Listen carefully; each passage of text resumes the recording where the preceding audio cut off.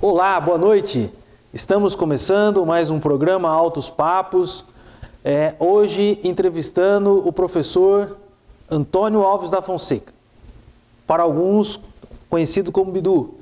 O professor Antônio Alves da Fonseca faz um belo trabalho nas mídias sociais, através do Facebook, postando fotos antigas e pesquisando essas fotos e trazendo essas fotos à nossa realidade, né, à mídia social, relembrando a história, e isso faz parte da nossa atualidade. Importante saber aí das fotos antigas, das nossas raízes, das nossas histórias. Hoje, infelizmente, a nossa companheira Andressa não está conosco, está com muito trabalho, ela não pôde gravar conosco. Fica aqui o nosso abraço, a Andressa, e muito boa noite, professor, tudo bem? Boa noite, tudo bem, e você? Estou bem, graças a Deus, estamos aí, certo, então, claro, com saúde, juntos, né, apesar desses 2 anos aí de pandemia, né, que... Mas passou, está passando, passou, e que não volte mais, né, professor? Não volte mais. Professor, a gente conversava aqui nos bastidores, né, o senhor falava dos 4 livros do também professor Miguel Cáceres, né? Sim. E a gente falava, o senhor disse que tem um dedinho do senhor lá também. Eu queria que o senhor começasse o nosso programa de hoje, o nosso Alto Papos, falando um pouco da sua história, né? Um pouco do senhor, e emendasse nesses livros dele, que depois certo, remete aos livros que o senhor vem preparando aí. Tudo bem. Bom, eu acho que em Piraju todo mundo me conhece. O professor é conhecido demais, né? Figurinha carimbada. Carimbada, é. Bom, meu nome é Antônio Alves da Fonseca. Eu nasci no dia 27/7 de 47, olha que número, 27/7 de 47. Eu nasci na zona rural, a fazenda Palmital, e pertencia a Manduri. Por isso eu sou manduriense. Manduriense. É. E os meus pais, Fernando Bueno da Fonseca e Francisca Alves da Fonseca. Também pessoas conhecidas aqui. Bom, eu comecei o meu trabalho como professor no dia 3/3 de 1971. Comecei lecionando lá em Sarutaiá, Edgardo Cardoso. Sim, Edgardo Cardoso. E depois saí pelo mundo afora, Fartura, Chavantes, Irapé, Itaí. Aí eu voltei para Piraju como diretor em 1990, lá no Ataliba Leonel. Depois eu fui na Anacondes Paulo. Fiquei até Maria Gonçalves da Mota. Isso. Maria Gonçalves da Mota, minha bisavó. Então eu fiquei lá até 1998, quando me aposentei da primeira vez. Legal. Segunda vez eu fiz um outro concurso, passei, lecionei o ano inteiro como contratado, né? Em 2000 eu assumi lá em Itaí, lá que começou o meu gosto pela história da família, genealogia. Então eu sabia dos fatos acontecidos na minha família, os Pintos da Fonseca. Eu não sei se valeria a pena contar a história aqui, não sei, acho que não, né? Fique à vontade. Não. Bom, eu vou falar bem rapidamente. Então, o meu bisavô, Francisco Pinto da Fonseca, ele se casou em 1856, em Pirassununga, com a Maria do Carmo, e mudaram-se para Afaré. Tiveram 9 ou 10 filhos. Ela faleceu em 1884, de lepra, e nesses 2 últimos anos aí, ele tinha arrumado uma escrava para tomar conta dela. E acontece que ela morreu e ele passou a ter filhos com a escrava. Com a escrava. Teve, acho que, outro tanto também, 10, 11 filhos. Então nós temos os pintos pretos e os pintos brancos. Olha só. Pintos corintianos. Mas então, essa é a história. Eu sou da quarta filha dele, a Francisca Pinto da Fonseca. Eu sou do lado dos brancos. Sim. Então, aí eu comecei a montar, a esquematizar isso, a árvore. Rapaz do céu. Hoje nós já estamos até perto de Cristo já. Não, verdade mesmo. Verdade. Então descobrimos, eu saí do Francisco Pinto da Fonseca e cheguei até nós e aí era um ponto final, não tinha como sair, né? Aí um genealogista que estava fazendo a papelada para os meus sobrinhos requererem a cidadania portuguesa, pelo fato de ser judeu sefardita, ele conseguiu chegar lá no Antônio Rodrigues de Alvarenga, que é o meu 14º avô, se não me engano. Se não me engano, não tenho certeza. E de lá, rapaz, aí eu consegui tudo. Olha só. E um outro primo, outro parente, José Luiz Pinto Fernandes, ele conseguiu, através de uns estudos de vários genealogistas, chegar bem próximo do século I da era cristã. Nossa! Então, veja você que a genealogia é interessante, é ótimo. Dos Bueno, eu sou Bueno da Fonseca também, né? O Fonseca é do Indo Pinto. E o Bueno é do meu... Fonseca é minha bisavó, avó. E Bueno do meu avô, Bueno da Fonseca. Dos Buenos, nós chegamos também até o Bartolomeu Bueno da Silva, o Anhanguera, e cheguei até Sevilha e Toledo aos bisavós dele, também judeus sefardita. Rapaz, é interessante, eu gosto demais disso aí. Não, a gente nota, professor, pelas postagens que o senhor faz, esse trabalho que o senhor faz da colorização das fotos antigas, né, que muitas vezes o senhor posta no Facebook, então traz um charme para a foto, né? Sim, ela fica mais nítida, né? Eu particularmente, eu sou fã de fotos antigas, enfim, você começa a olhar e fala, puxa vida, né? Ela colorizada, preto e branco, você já tem uma imaginação. Aí você faz a colorização dela, ela colorida, você fica... Aí que você viaja mais ainda. Sim, apesar de que não talvez seja aquela cor. Sim, na realidade, quer dizer, é aproximada, né? Mas é muito interessante, muito interessante. Todas as fotos antigas que eu pego em preto e branco, que dá para colorizar, eu colorizo e restauro também assim que possível. Não são todas que dá para colorizar? Não, dá. Quase que todas você consegue, mas só que umas ficam muito ruins. Você não consegue dar uma textura ideal à foto. A colorização sai ou muito vermelha, ou muito branca, muito escura. Entendi. Então não tem uma... Tem uma química ali. É baixa resolução, muito baixa resolução. E aí o senhor começou o gosto pela história lá em Itaí. Sim. Na cidade de Itaí. E aí, de lá para cá, o senhor começou a escrever, começou a buscar mais informação. Aí eu conheci, nesse meio tempo aí, importantes historiadores e pesquisadores. Em Avaré nós temos o Gesiel Júnior, que em termos de Avaré, Piraju, Santa Bárbara, Água de Santa Bárbara, sabe tudo. Ele conhece muito? Tudo. E também, aqui em Santa Cruz do Rio Pardo, o Celso Prado e a mulher dele, a Junco Prado, são os maiores pesquisadores que eu conheço de história regional. O que você imaginar, rapaz, você pensa uma coisa, olha aí tem.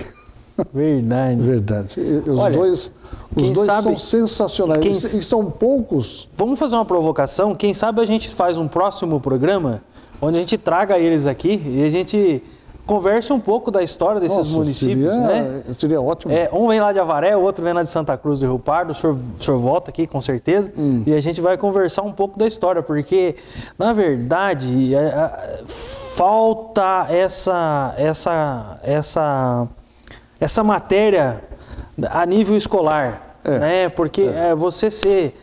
Não importa, acho que qual município, não importa se o município tem 10 anos, 50 anos, 200 anos, 500 anos, a pessoa tem que saber a história do município, saber e muito pouca gente sabe, viu? Muito pouca gente sabe. Então, é lá em Botucatu, Hernani Donato, então, esse pessoal todo aí me incentivou, sabe? aí buscando. Colorizador, por exemplo, tem lá em Ourinhos, do Hélio Herrera. Nossa, também é ótimo, viu? É fera. É. E nessa construção que o senhor vem fazendo dessas postagens, o senhor já deve ter muito material. Tem. Né? O senhor está preparando um livro, alguma coisa assim para lançar em breve ou não? Olha, tem rapaz, essa vontade? eu estou preparando já faz um bom tempo que eu já venho trabalhando nele, é o Subsídios para a História de Piraju. Tem coisas inéditas ali. Quer dizer, muita coisa sem querer, eu fiz igual fez o Constantino Lehmann. Até aquela cópia daquelas atas lá que eu jamais imaginei que ele teria feito, né? Aí, eu, vendo os livros dele, encontrei lá transcrição das atas. Tudo aquilo que eu estava fazendo, ele já fez. Ele já estava compilado. Ele fez bem antes de mim. Eu podia copiar dele, era mais fácil, né? Se você copiar de um só, né? o pessoal fala, né? Se você copiar de um só é plágio, mas se você copiar de 2, 3 é pesquisa. Mas eu acho que, como historiador de Piraju, ainda o Constantino Lehmann é imbatível. Numa época em que não se tinha televisão, não se tinha internet, não se tinha nada, era só o telegrama e carta. Para você fazer uma ligação daqui de Piraju para São Paulo, em 1980, até o meio do ano de 80, demorava 4, 5 horas. Você ia pedir a ligação, girava uma velhinha lá, telefonista, você quer falar com...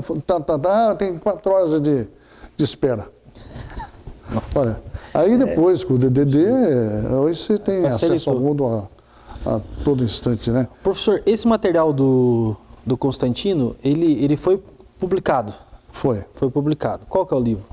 Ele tem Piraju Ontem e Hoje, que é o principal dele. Tem Piraju, Seu Presente e Seu Passado 1 e 2. O 2. Só esses 3 livros. Esses 3 livros, falando de história. História de Piraju. É muito... sabe, ele pesquisou pessoas da época mesmo, já bem antigas, sabe? Mais testemunhos ali, oculares mesmo, que viveram praticamente aqui, né? Eu tenho muita vontade de escrever, mas às vezes eu penso, mas não é a minha hora ainda. Sempre gostei de escrever, fazer redações e tal, mas eu acho que não estou pronto ainda para escrever. Não é o momento ainda. Não é o momento ainda. Ou eu durmo ou eu escrevo. Mas, professor, então nós temos aí um período que foi o Constantino que escreveu? Sim. Depois o senhor Miguel Cáceres? Ou teve mais? O Miguel Cáceres é mais recente. Mais recente. Quer dizer, embora ele aborde o assunto anterior, né? Sim. Lá de trás também, mas o dele é mais recente, principalmente politicamente falando em Piraju. Ele tem um foco mais para a política. Sim. Mais para a política. Sim. No caso, esse livro que o senhor está preparando é um livro que fala mais das famílias. Ou não? Não, fala mais da história de Piraju. Da história da cidade mesmo. Da cidade, Agora, da história de Piraju, tem esse aqui, ó, que você pode encontrar. Esse que o senhor me mostrava. Lá na internet, lá, é o Estrangeiros de Piraju. Essa capa aqui é tudo provisório, viu? São 300 e poucas páginas, 335 páginas, são 1.323 processos de... seria um registro de estrangeiros de Piraju. É um registro civil deles, né? De Sim, chegada a Piraju. Em 1938, através do decreto-lei, me permita ler isso aqui. Fique à vontade. Número 341, de 17 de março de 1938, regula a apresentação de documentos por estrangeiros ao registro de comércio e da outras providências. O presidente da República, usando da atribuição que lhe confere o artigo 180 da Constituição, decreta. Artigo 1º. Os estrangeiros residentes no Brasil que requererem matrícula ou inscrição de firma individual ou arquivamento de contratos e quaisquer outros documentos no registro de comércio deverão provar que têm a sua entrada e permanência regularizadas no país de acordo com a legislação em vigor. E o passaporte estrangeiro, com essa declaração aí, era esse documento. Era essa certidão aí. Então, como é que eles faziam? Eles vinham até a delegacia de polícia, se apresentavam, traziam os documentos que eles trouxeram, ou os passaportes deles, ou sei lá, algum documento que os identificasse e dava isso aqui. Entendi. E aí começou, o senhor está fazendo um pouco dessa história. Juntando todos esses documentos, vai ser... Futuramente o senhor vai lançar esse livro. Na verdade, ele já está como domínio público, né? Tá, esse livro que se vocês procurarem no site do José Carlos Garcia, www.estanciapiraju.com.br, se não me engano. Perfeito. Lá se eles procurarem na história estrangeiros de Piraju, vocês vão encontrar. Mesmo no Google, se vocês digitarem estrangeiros de Piraju, ele vai procurar, ele vai achar esse livro aí. E quem gosta de genealogia, procure isso aí, por favor, que vai gostar. Genealogia é muito interessante, é bom saber. O senhor trouxe aqui uma outra curiosidade, que o senhor trouxe a foto de São Sebastião. Sim, por falar em São Sebastião, este ano o São Sebastião, a nossa paróquia de São Sebastião, ela fará no dia 29 de agosto 150 anos. 150 anos de paróquia. Bem na verdade, a paróquia foi criada um ano antes, a paróquia de Piraju. Foi no dia 16 de março de 1871.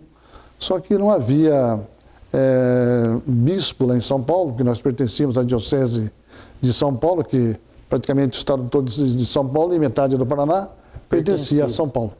Era uma diocese muito grande. Muito grande. E estava sem bispo, então não se pôde nomear alguém. Então, no dia 29 de outubro de agosto de 1872, o Dom Lino, que foi o arcebispo que nomeou o Pedro Gadino de Montaldo como nosso primeiro pároco. Aí, de lá para cá, então, são 150 anos que nós temos de evangelização, né? Nós tivemos os padres diocesanos, tivemos mais recentemente os padres chavelianos que ficaram aqui por 43 anos, e hoje a volta dos diocesanos novamente para Piraju, né? Então a nossa história da igreja também aqui é muito interessante. E o senhor traz a imagem de São Sebastião aí, a original e a falsa. Sim, antes disso aí. Vocês sabem que Piraju teve início em torno de 1859, 1860. A primeira missa ela foi celebrada no dia 20 de janeiro de 1860 ou 61, segundo os bisnetos, lá, o bisneto do João Antônio de Arruda, o Agostinho de Arruda. E dando entrevista por Constantino, afirmou isso aí. Mas eu vou voltar um pouquinho no tempo. Nós tivemos aqui em Piraju dois aldeamentos. Em 1854, nós tivemos o aldeamento Piraju, que ficava à margem esquerda do Rio Paranapanema. Olha bem, 1854, olha o nome do aldeamento, Piraju de São Sebastião. Piraju de São Sebastião. Então já existia Piraju e já existia São Sebastião. Com certeza, essa devoção ao santo, a este santo aqui, o São Sebastião original, deve ter sido bem antes. Porque os padres de Itaporanga, padres capuchinhos mesmo, vieram aqui para a região para evangelizar alguns índios. E com certeza devem ter trazido esta imagem junto e deram aos índios, que deu tanta briga posteriormente. Então, a Piraju foi fundada, ou teve início, em 1860. Acontece que os meus parentes Nunes, eu estava falando esqueci o nome dele. Leandro, que vem ser parente também, que os meus Nunes vieram para Piraju em 1849. Tem o Inácio Nunes Maciel, ele registrou os documentos das terras e vendeu para uns parentes dele, Francisco Nunes de Paula e um outro irmão dele, José Francisco de Paula. Isso em 1859, de umas terras que ele já tinha adquirido em 1849. Podia ser registrada a terra até 1850, pelo Estatuto da Terra. Então, se você tivesse domínio de um território por posse, você poderia registrar junto à diocese. Olha só. E eles venderam essas terras aí. Mas eu acredito que já tenham vindo para cá muito antes. Muito antes do começo. Inclusive, se você for ler as primeiras fazendas da região de Botucatu, do Paulinho Pinheiro Machado e do Olavo, esqueci, Olavo, não recordo o sobrenome, você vai ver que tem, não sei se é normal isso, tem lá o vendedor, depois tem o mapa da região que está sendo vendida ou sendo comprada. Poxa, era o mapa, né? Você então, imagina rapaz, naquela época? Esse livro aí, As Primeiras Fazendas da região de Botucatu, é ótimo. Para a gente que está começando a história da região aqui, excelente. E o Celso Prado, ele tem também, eu acho que ele tem o maior acervo documental de tudo isso aí. O que se imaginar, ele tem, eu já falei, né? Ele é o de Avaré, né? Não, esse é de Santa Cruz. Santa Cruz do Rio Pardo. O de Avaré é o Gesiel Júnior. Gesiel Júnior. Então, retornando aqui. Esta imagem, os arrudas encontraram com os índios e negociaram. E perceberam que ela era histórica. Aí disseram que era uma imagem de adoração da família, veneração da família, e convenceram os índios em trocar a imagem por alimentos. Uma vez, os índios vinham para cá, roubavam, eles iam lá, trocavam, negociavam, até que acho que cansaram de tanto fazer essa troca. Estavam barganhando a imagem. E o João Antônio de Arruda, ou a família dele, pediu para alguém que fizesse uma imagem do São Sebastião de madeira, que se parecesse, para ver se os índios trocavam com eles. Trocava de vez, né? Fizeram essa imagem aqui e trocaram com os índios. Realmente trocaram, aí acabou o problema, não voltaram mais a incomodar. Ou no caso do índio, se eles estavam trocando por alimentos e tal e tudo mais, eles ficaram no prejuízo daí, né? Porque daí não vieram trocar mais. Aí eles não trocaram mais. Essa imagem que foi comprada de um índio remanescente aqui em Piraju. Sim. E essa imagem se encontra no Museu Gilberto Polengue. Onde está o Sorocabana, né? Onde era Sorocabana. Isso, Sorocabana. Isso. Inclusive essa imagem de São Sebastião também, o padre Sandro Sacchetti, que veio, é um chavireno que veio para Piraju, junto com Antônio Posato, em 1968. Ele chegou um pouquinho, uns 6 meses depois do padre Antônio Posato. E numa das idas dele até a Itália, ele gostava de fotografia, tirou as fotos de todos os 6 lados da foto e levou para um padre italiano que era especialista em arqueologia. Nessas imagens. Aqui, ó, na época da presença aqui em Piraju, na paróquia de Piraju, né, o padre chaveriano Sandro Sacchetti ficou ele vivamente interessado pela origem da imagem e, por ocasião de suas viagens a Roma, deliberou encarregar do seu estudo alguém conhecedor profundo do assunto. Fotografando a imagem de todos os lados, ou seja, de suas 6 faces, e em formato mais ou menos grande, ao chegar em Roma, o padre Sandro procurou o padre Luigi Grassi, laureado em missionologia e também inspetor honorário de Antiquita, pelas descobertas arqueológicas nas grutas de Rossa e por haver publicado o catálogo dos achados arqueológicos de Suana Senonon, descobriu uma tumba piscena em São Marcello e Ancona, merecendo ainda outros títulos honoríficos. Então, ele fez o estudo da imagem e chegou à seguinte conclusão. Primeiro, a origem é italiana. A origem dessa imagem é italiana. O corpo e o pedestal devem ser datados entre 1670 a 1700. Se a cabeça é um entalhado separado, remonta a 1500. Então vejam que é uma imagem antiquíssima, né? E muito valiosa. Será que demorou todo esse período para ser construída a imagem, ou ela sendo separada a cabeça do corpo e do pedestal? Ou não? Ela já talvez tenha até existido um outro corpo que se perdeu. Talvez, eu não sei. Não se sabe, né? Não sei, mas provavelmente fica no imaginário, né? né? Porque pela essa junção aí, né? De três idades diferentes, pode ser que tenha sido isso mesmo. São alguns anos de diferença. Alguns anos de diferença.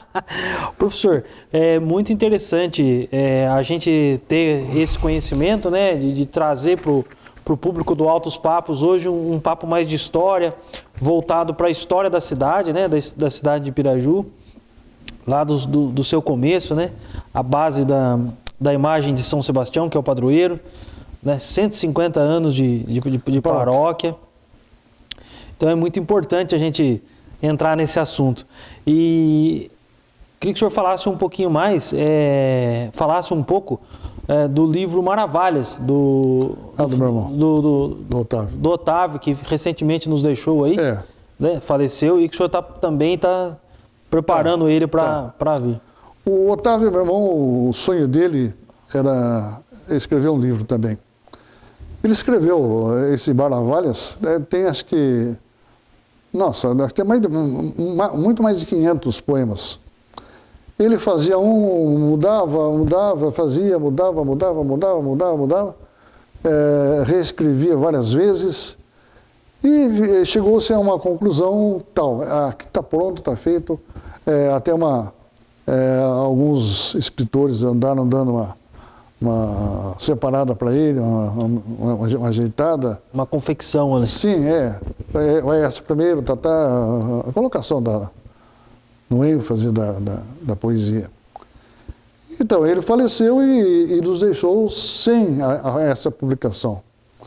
O Otávio Bueno da Fonseca Júnior, o filho dele, Otavinho, ele está buscando reorganizar, e eu vou ajudá-lo nesse aspecto.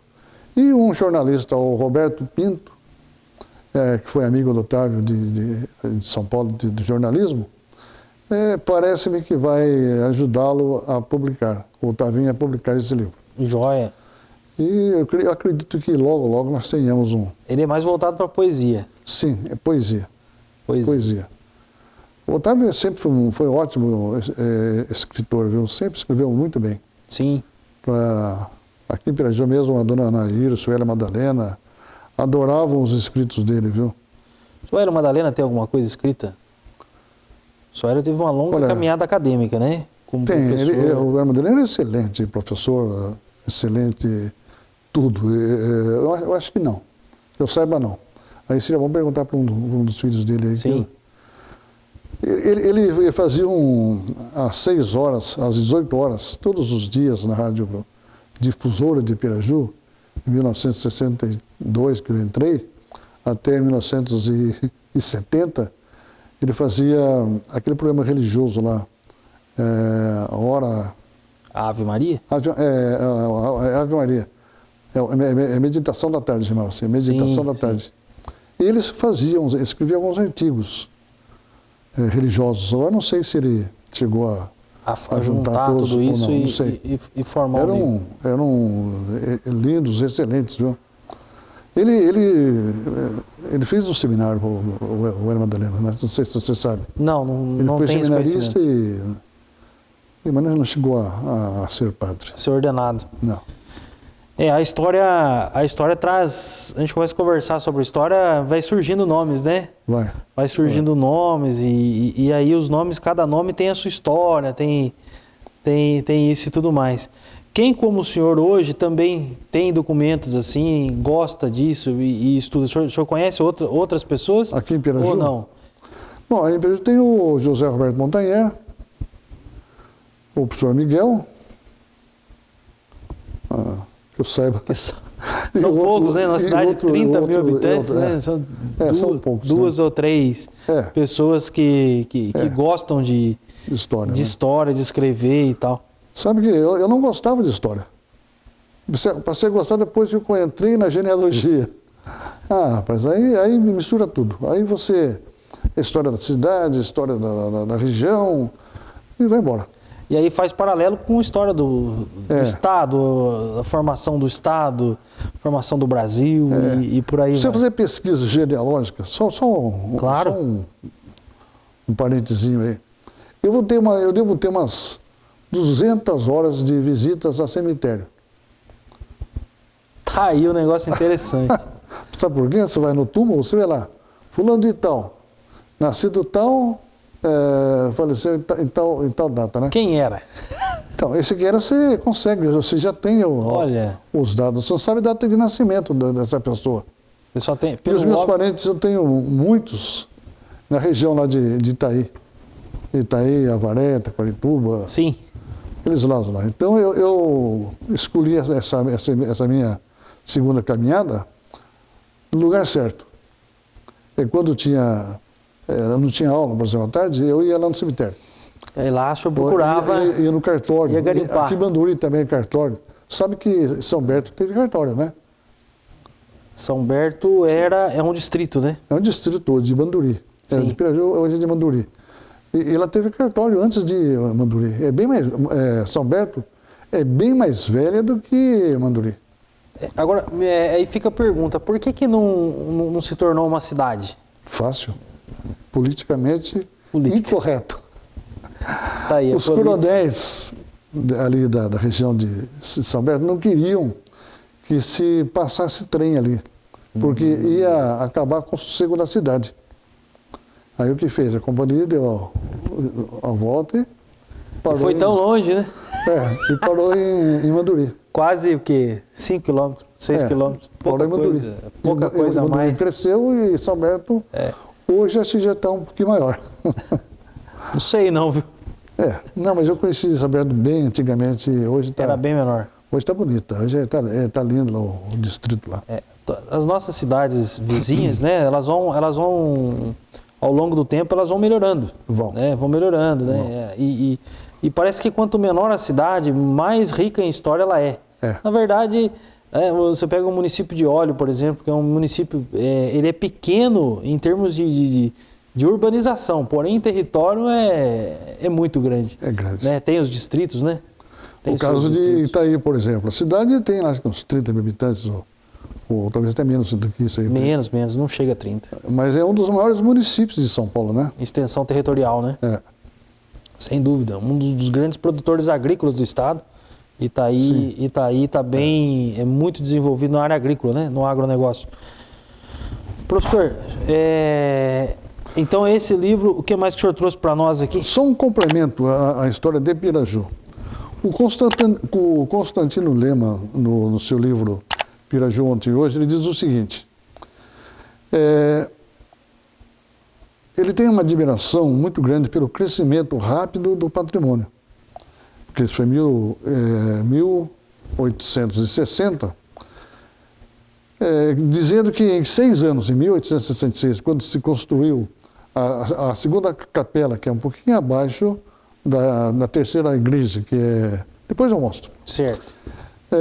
Tão somente conseguiu a povoação incipiente de poucos anos de vida subir, partindo daqui da margem do rio, 5 quarteirões, até onde está a matriz hoje, né? Sim. Arrumando ainda, no ápice desses 5, uma praça sem construções no centro, para servir de seu largo da matriz. É preciso fazer-se referência ao fato, porque este livro Este que está sendo escrito, segundo ele, na época, está explicando com a máxima simplicidade que não foi o incipiente patrimônio que subiu os 5 quarteirões, mas toda uma povoação já bem antiguinha. Quer dizer, então já existiam muito mais gente aqui. Sim. Essa igreja de que falamos, que é a segunda, que é de 1866, obedecia ao feitio de outras, em muitas localidades. A de Avaré, o Gesiel escreveu os 100 anos da igreja de Avaré, a Nossa Senhora das Dores. A matriz lá, né? A matriz. E ele mostra a igreja antiga. É parecidíssima com a nossa aqui. Olha só. Então, o arquiteto é o mesmo. Deveria ser o mesmo. Aproveitou o mesmo projeto, né? Que prova que não foi feita só por alguém que por aqui tinha nascido, sem conhecer esse feito, sem tê-lo visto em outras terras, essas construções, né? Sim. Então, deve ter sido orientada por pessoa conhecedora do assunto, explica o Constantino Lehmann. Constantino. Deixa eu ver se eu acho aqui. Só um minutinho. Não, não é aqui. Acho que é aqui.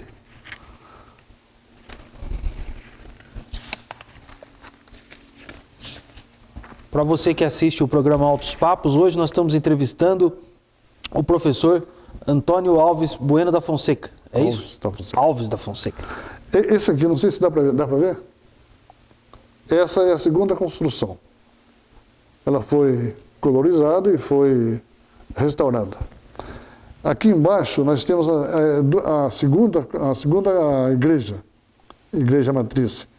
Começou em 1906. Foi até 1924, quando começou uma reforma da igreja pelo padre Luiz de Menezes Bueno. Aí que ela se tornou o que é hoje, né, professor? E está no que está hoje aí. Bom, falando do... Ela já tinha escadaria quando era a primeira, né? A primeira é de pau a pique, foi feita aqui ali onde hoje o departamento de turismo. Ali foi... Ah, tá na Praça da Brasilinha. Isso, ali que foi feita essa primeira capela. E é interessante que atrás da capela foi o primeiro cemitério de Piraju. Ali na Brasilinha, Então ali se escavar... Eu não sei se vai achar um osso lá ainda, não sei. Mas a segunda foi ali no pátio do hospital. Do hospital. E a terceira... É onde é hoje. Onde é hoje. Onde é hoje. E a quarta era do nosso tempo, né? Isso, o novo cemitério lá. O senhor tem uma estimativa de quantos habitantes desse cemitério pela história? Rapaz. Porque o pessoal na boca popular, a gente sempre fala, né? Piraju tem mais gente enterrada no cemitério. Não, mas deve ter mesmo. Do que vivos, né? Com certeza. Eu e o tenente Cirineu Alves Martins, o Cirineu foi até a diocese lá de Ourinhos e fotografou os livros de batizados, óbitos e casamentos. E nós tivemos a curiosidade, tivemos o prazer de digitar, não sei, nós temos digitado de 1872 até quase 1900 os casamentos, né? Os de Piraju que estavam em Ourinhos. De Piraju, que estavam, porque os padres que faziam os óbitos também antigamente, eles que marcavam, né? Então, casamentos, batizados e os óbitos. E depois nós copiamos também desse cemitério novo, desde o dia 17 de janeiro de 1904 até 1936, todos os óbitos. Nós temos isso aí. E depois eu soube que o Departamento de Cultura, através do Vigu, do Paulinho Vigu, eles transcreveram também até uma data próxima aqui, até uma data recente. Assim, Professor, mas esse material é um trabalho interessante, porém ele não é público. O senhor tem ele, o senhor não pretende publicar, seria interessante. Não tem como publicar, né? Eu tenho postado muita coisa na internet, sabe? A nível de domínio público? Sim, pode copiar à vontade, não tem problema. Sim, mas esse, por exemplo, todo esse material, né, fotografado, digitado, né, o trabalho que deu para Então, fazer isso. Se alguém soubesse, lógico que tem gente que sabe, eu não sei fazer. Sim. Poderia usar esse material e colocar, postar, sei lá, uma postagem fixa em algum site. Fica à vontade. Que interessante. Por mim não. Isso está em eletrônico, está digitado, está no computador. Tudo computador. Tudo computador. Que legal. Então, um trabalho meu e do Cirineu Alves. Ele é tenente, é aposentado. Aposentado da polícia. Cirineu, eu estou ligando o nome da pessoa. É aposentado da PM. Da Polícia Militar do Estado de São Paulo. Bom, professor, muito interessante. O senhor tem mais alguma coisa a acrescentar para nós desse nosso Altos Papos de hoje? Não, isso aqui eu queria que falasse um pouquinho do livro do São Miguel, né? Também, pode bem falar. rapidamente. Sim. Bom, o São Miguel escreveu 4 livros. O primeiro deles foi sobre o futebol pirajuense. Eu esqueci do título, eu falei para você, agora eu não me recordo. Isso, eu também não me recordo. Os Anos Dourados do Futebol Pirajuense. Você sabe que o Piraju, em 1964, ele foi campeão da 2ª divisão, se não me engano. Paulista?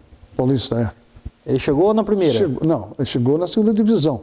Na primeira não foi porque não tinha como... Não tinha condições. Não tinha condições, mas tinha um time excelente e o professor Miguel Cáceres era o técnico desse time.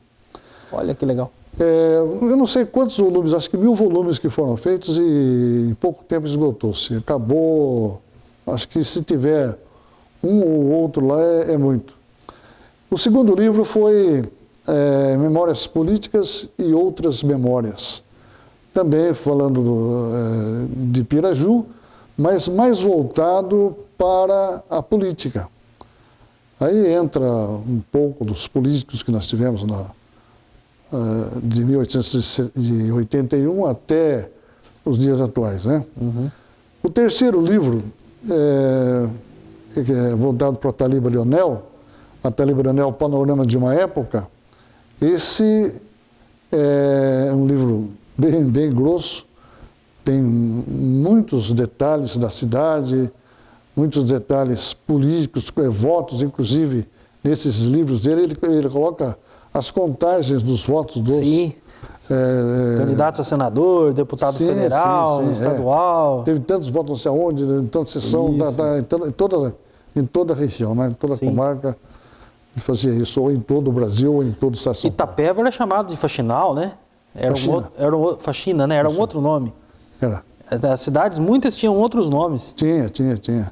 Rio Verde era Itaporanga, se não me engano. Itaporanga. Salvo engano é. Hein? Salvo engano é. E o último livro do São Miguel é o Dr. Luiz Ferreira de Oliveira, Dr. Luizinho. Conta a história do Dr. Luiz. Tem muitos relatos de pessoas que foram salvas por ele. Ele era médico? Excelente médico, excelente político, excelente em tudo que fez. Muito bom. Em linhas gerais, é isso aí. Legal. Continuamos quando você quiser. Não, mas tá joia, professor. A gente fica feliz que o senhor disponibiliza todo esse material, né? Não confeccionou um livro ainda, sim, propriamente dito, para comercializá-lo, né? Até porque custa caro, professor. Ou não? Quanto que custa a impressão do livro dizer. hoje? Eu sei que... Eu acho que uns 500 volumes de um livro aí de umas 100 páginas deva ficar em torno de uns 15 mil. Quer dizer, não tem nada colorido, é tudo preto e branco, tudo né? Só escrito. Se você fizer com papel ótimo também... De qualidade. Tem vários... Vai mudando. Vários valores. Vai mudando os custos. Vai mudando. Não, mas a gente faz votos que mais cedo ou mais tarde apareça um patrocinador aí para estar fazendo. Eu nunca fui atrás também, sabe? Sim. Quem sabe? Mas tem muito conteúdo, né, professor? Tem muito conteúdo. Agora, o professor Miguel Cáceres, ele tem muita coisa ainda para ser publicada. Até eu fiquei de ajudá-lo a fazer, acho que tem material com mais uns 10 livros lá. Mas eu estou com um problema no olho direito, eu tenho degeneração macular, e é complicado, rapaz. Se tem um olho bom e outro ruim, já está complicando. Já começa a pesar um pouco. Eu tenho que fazer em letras assim, ó, desse tamanho para poder ler. Mas é um trabalho muito bonito, eu acho que vale a pena. 10 livros ele ainda tem, tem material para 10 livros. Tranquilamente, muita foto ainda também. Muita foto? Foto inédita. Que interessante. E vamos ver se eu... Ele já separou tudo, tá tudo separadinho, tudo prontinho. Tudo pronto. Tudo pronto. E isso, a ideia dele realmente é publicar, né? Não deixar disponível na internet, por exemplo. Ou ele tem salvo isso já? Ele nunca me disse nada a esse respeito. Tanto é que eu estou fazendo um livro dele, Política e Políticos da Primeira República. Eu já datilografei, já formatei, já editei, já soltei rojão, já cueta da vara. Só está faltando fazer, sabe o quê? O sumário. Puxa vida. Só. Aí entregar para ele vai atrás de um patrocinador. Sim. A gente espera que saia o mais rápido possível, porque mesmo esses livros que são de Piraju, fica aqui a sugestão para o Departamento de Cultura, para que pudesse, de certa forma, ou através da própria prefeitura, ou através dos seus contatos, fazer a reimpressão desses livros.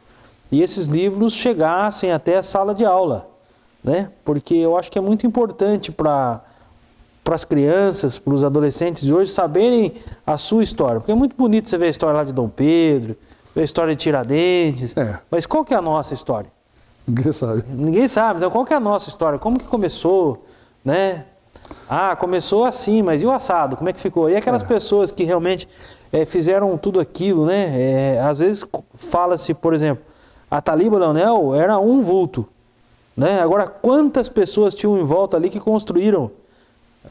Não se faz sozinho, né? Tudo se faz a muitas mãos e muitas cabeças, né? Por falar em Taliba Leonel, o grupo, sabe onde ele começou a funcionar? Não tem. Lá naquele prédio, lá onde é hoje, não. Na prefeitura. Dentro da própria, onde é a prefeitura de hoje? Ali tinha uma parte e uma outra parte, se não me engano, é onde hoje é a delegacia de Polícia Civil. Aqui atrás da igreja. Atrás da igreja. Atrás da igreja. Era onde a prefeitura e lá atrás, se não me engano, salvo engano. A prefeitura com certeza. Sim. Nós temos muitos prédios históricos, né, professor? Mas está se perdendo, né? Muitos prédios históricos. O cara compra um prédio antigo, antiquíssimo, aí o que ele vai? Vai derrubar e fazer outra construção em cima. Sim.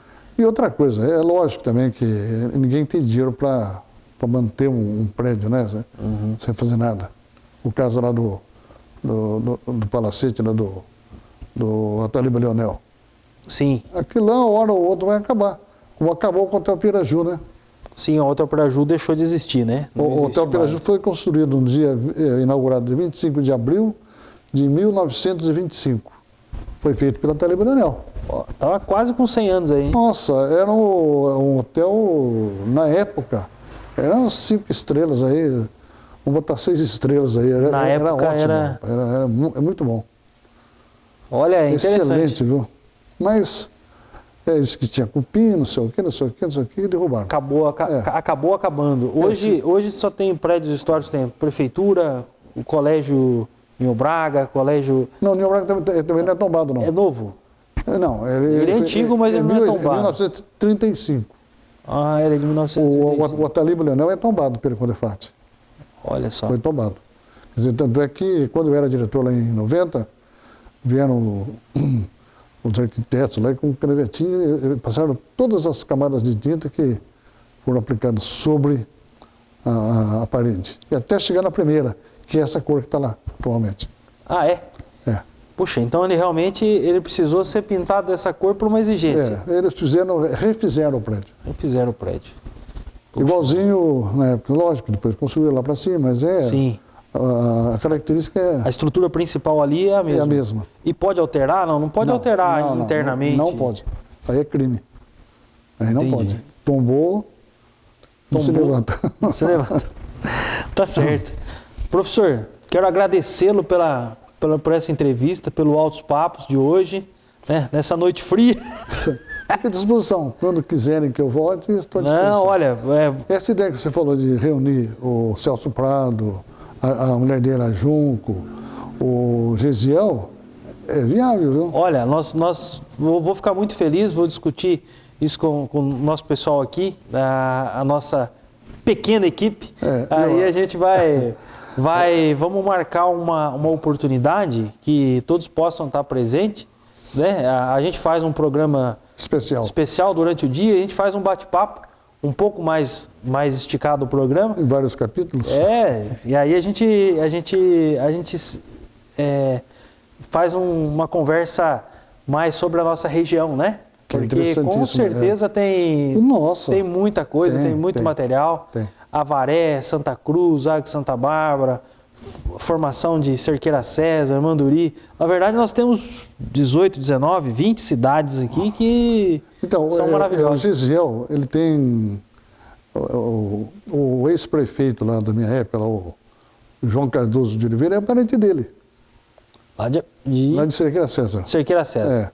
Então, ele também tem uma página, Memórias Cerqueirenses. Sim. Ele é coordenador também. Que legal. Ele é de Santa Bárbara também, ele nasceu em Santa Bárbara. E aí... ele tem muitas fotos de lá. Tem muita coisa, mas vamos sim, vamos discutir com o pessoal, o convite está feito, aí o senhor fala com eles lá e a gente vamos articular uma data aí para a gente fazer esse outro programa. Okay. Porque é um conteúdo diferente para você que acompanha o nosso programa, o Altos Papos, é um conteúdo diferente, mas é um conteúdo que remonta à nossa história. Não só a minha, a do professor, a do Leandro aqui, mas a de todos nós. Que para nós chegarmos até aqui, muito se viveu, muito se trabalhou, muito se divertiu, muito se lutou. Não é verdade? Verdade. Então, professor, muito obrigado pela... Eu que agradeço. Estou sempre à disposição. Pela sua paciência nessa noite fria, bater um papo conosco aqui. Gostoso. Esquentou, rapaz. Eu estou suando. Que bom. Quero agradecer ao Leandro, nosso companheiro, está aqui sempre nos ajudando aqui com a parte de filmagem. Muito obrigado, Leandro. Um abraço à nossa companheira Andressa, que hoje não pôde estar aqui. Andressa, o primeiro programa sem você fez falta. Sentimos sua falta. Espero que no próximo já esteja aqui conosco novamente. Um grande abraço a todos que nos acompanham. Até a próxima.